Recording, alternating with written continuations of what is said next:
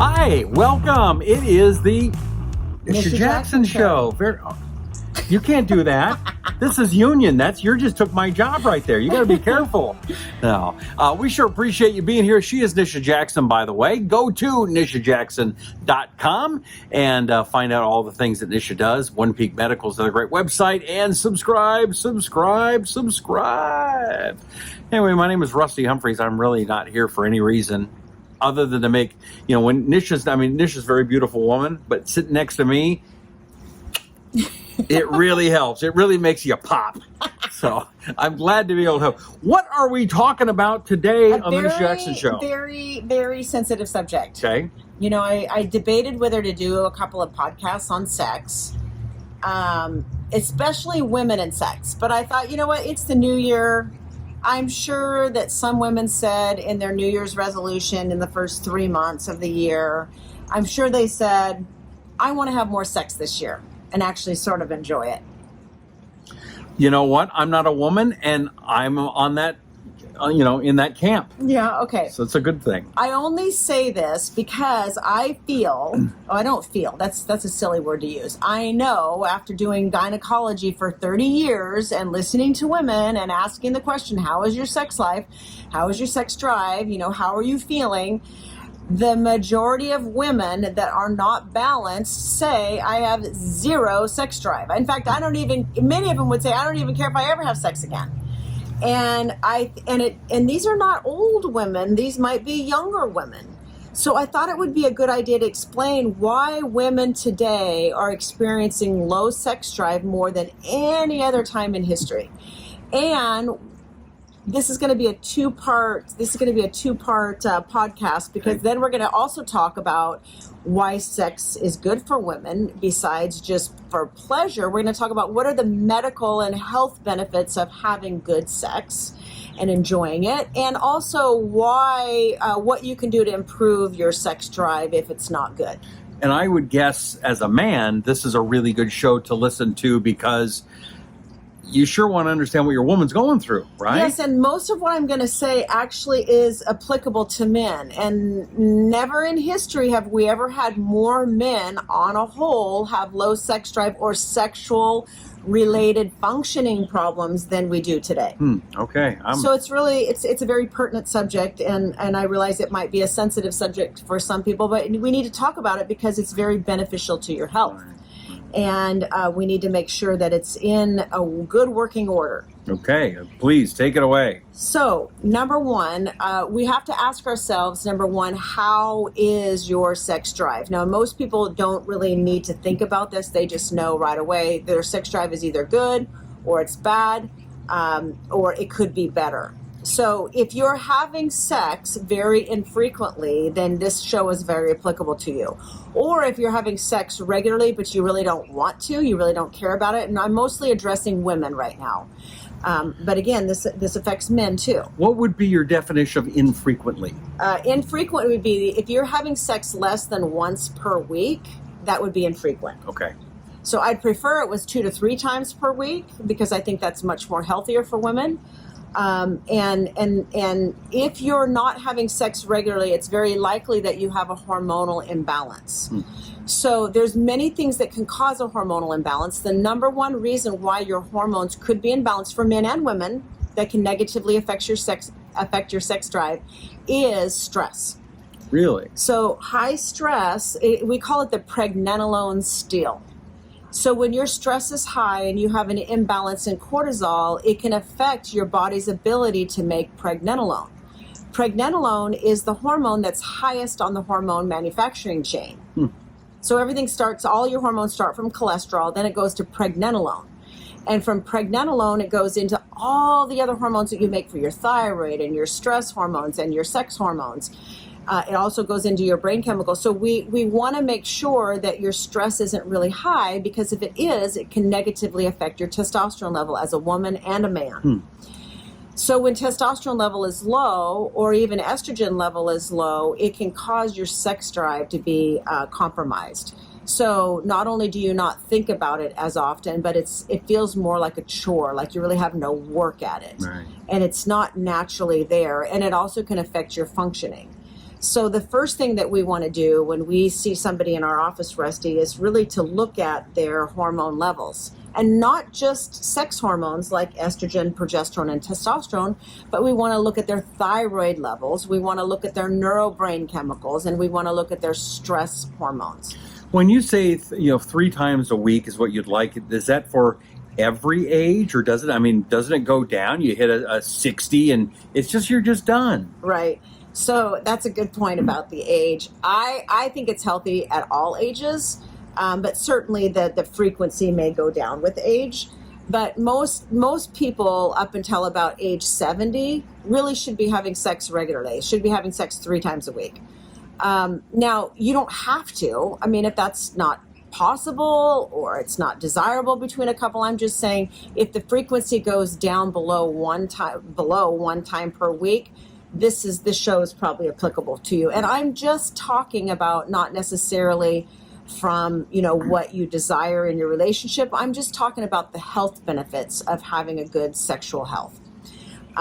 So the other thing that's really important is that when you have sex, good sex as a woman and also as a man, you release oxytocin. Mm-hmm. And oxytocin is a bonding hormone. So it actually increases the benefit of your relationship. So it increases the bond between two people.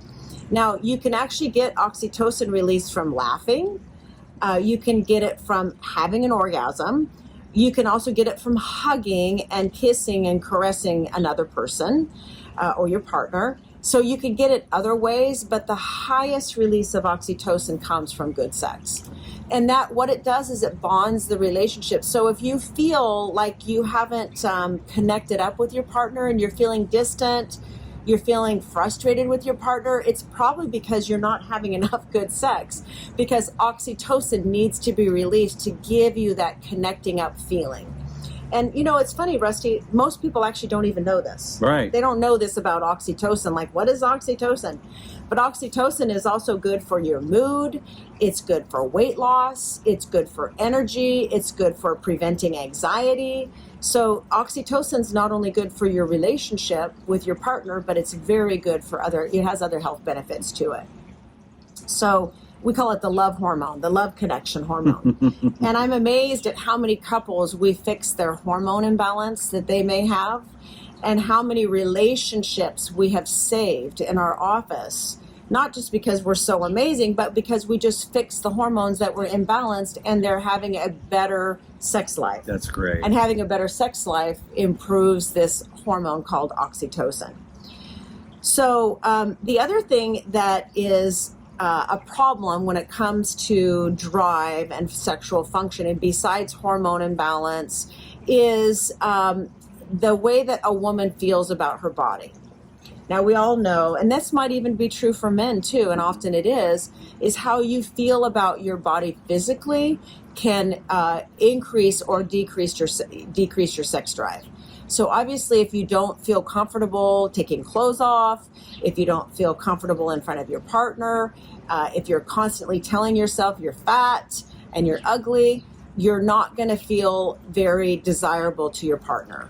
You don't feel like you are. So that has to be, you got to figure that part out.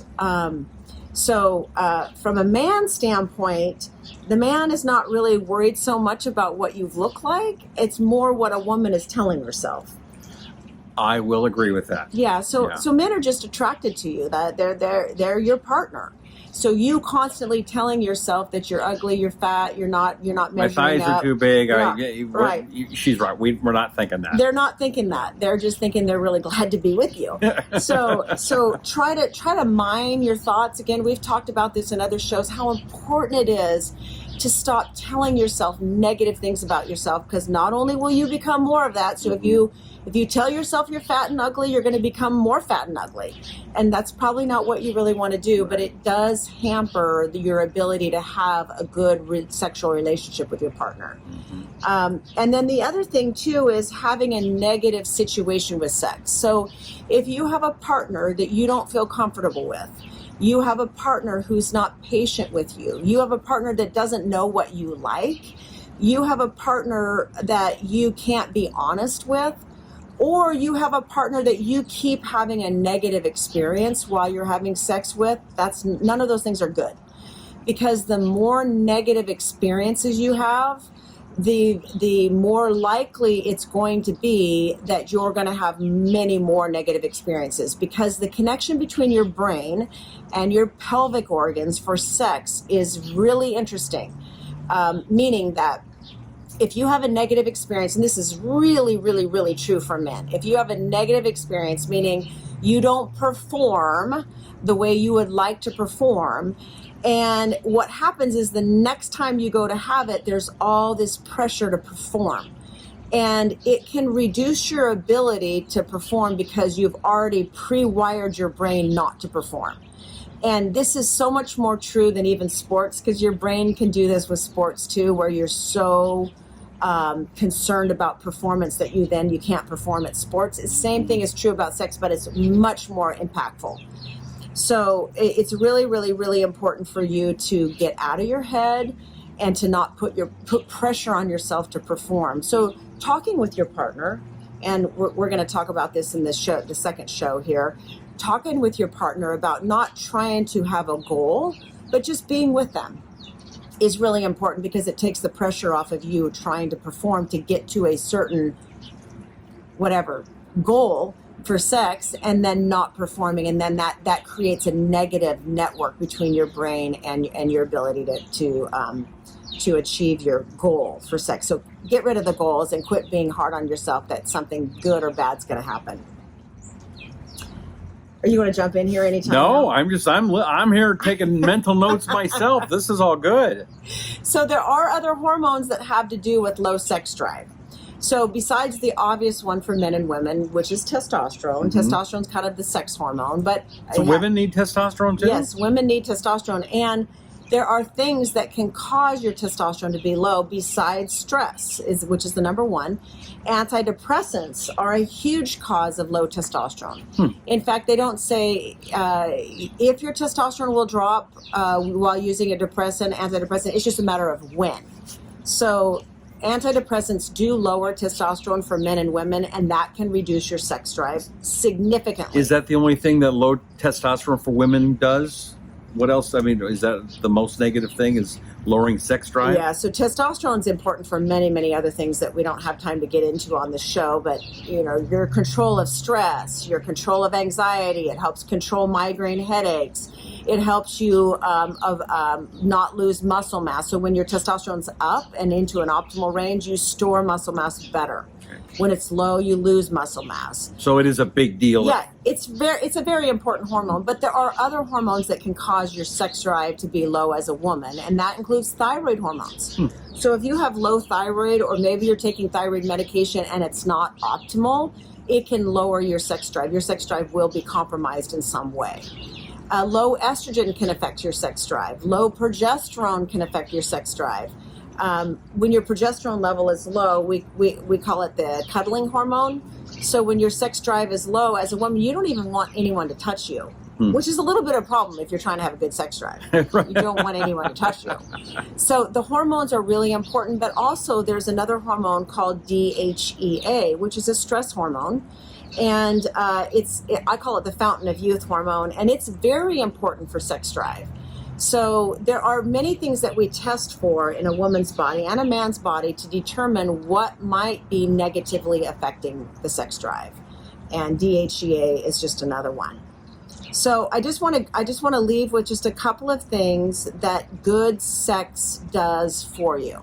And then we're gonna do a second show on this to talk about more good things that good sex does for you and how to make your sex drive better. Okay. So the first one is it reduces cravings, it reduces your appetite, and it reduces fat on your body. Wow. It's just sex.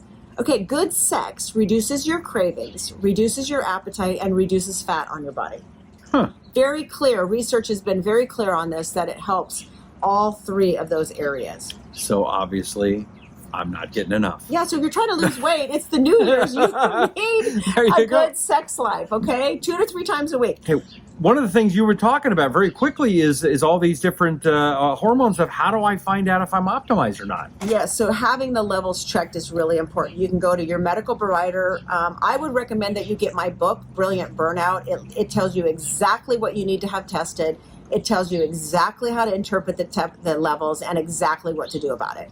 So if you're working with a healthcare provider that you can't get them to understand how to test your hormones, just get my book, Brilliant Burnout, read the hormone chapter, and it'll tell you exactly what to do. I suggest you go to nishajackson.com, or onepeakmedical.com and subscribe while you're there. That's right. And think about getting the book, because it not only tells you what to do, but it almost tells you how to teach your medical provider what to do. And many of them are open to that now. Mm-hmm.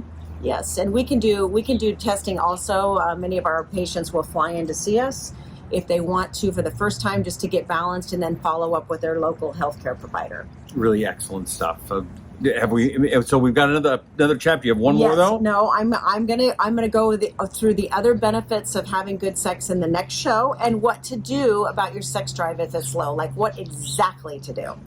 Well, that's something I want to know. I bet you do too. So make sure you subscribe so you know when that show comes out. It could be coming out next week. So make sure you hit the subscribe button and the notification bell so you know exactly when the show is being released. Also, like we said, go to nishajackson.com, nishajackson.com, and onepeakmedical.com to find out how you can make sure that your hormones are optimized and your body is healthy and your mind's keeping you wealthy. Little rhyme there. Did you like that? Healthy and wealthy. Healthy and wealthy. All right. And wise. Hey, we sure appreciate you. Subscribe. Thank you so much. We'll catch you with part 2 next. I'm Rusty Humphries. She's Nisha Jackson. And this is The Nisha Jackson Show.